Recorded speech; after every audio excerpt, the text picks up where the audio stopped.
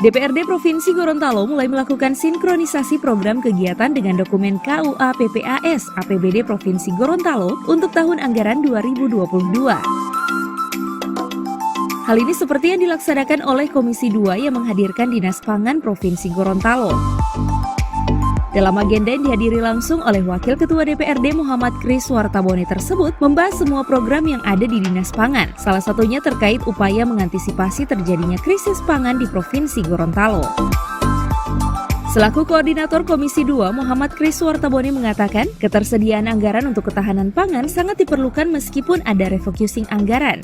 Ada beberapa hal yang kita tekankan oleh Komisi 2 dalam masalah OPD dan ketahanan pangan. Yang pertama adalah ketersediaan pangan, karena Gorontalo adalah daerah yang berada di titik rawan bencana, sehingga jika sewaktu-waktu kita tidak kesulitan jika ada masalah, dan mudah-mudahan itu tidak akan terjadi. Jadi kesiapan pangan yang siap, bukan duitnya, tapi pangannya. Ya, minimal bisa menanggulangi pada saat krisis-krisis ketika terjadi bencana. Yang kedua adalah kita juga mensupport OPD ini agar benar-benar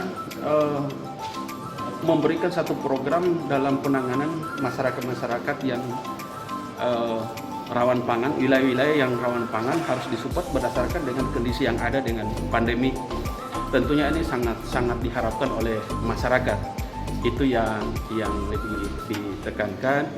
Yang kedua, ketersediaan anggaran yang saat ini dengan adanya refocusing ini tentunya juga lebih dititik beratkan kepada persoalan kebutuhan real masyarakat, sehingga Dinas Pangan ini hadir ada di tengah-tengah masyarakat ketika terjadi hal-hal yang seharusnya kita hindari. Sementara itu, Kepala Dinas Pangan Provinsi Gorontalo Sutrisno mengatakan untuk memperkuat program cadangan pangan pemerintah, saat ini telah disiapkan cadangan ketahanan pangan sebanyak 136 ton untuk pasca bencana. Hari ini kita Dinas Pangan bersama-sama dengan Komisi 2 untuk PPAS tahun 2022. Intinya penekanannya adalah bahwa ketahanan pangan menjadi urusan wajib daerah, di mana pemerintah wajib menjamin ketahanan pangan. Sehingga dalam kebijakan ke depan tahun 2022, pertama adalah program cadangan pangan pemerintah untuk daerah itu diperkuat, yaitu antara lain dengan kita punya kebutuhan cadangan pangan ini 136 ton. Untuk menyiapkan pada kondisi di mana ada pasca bencana, kedua ada daerah rawan pangan, desa-desa rawan pangan, ketiga terjadi gejolak harga di daerah rawan lain.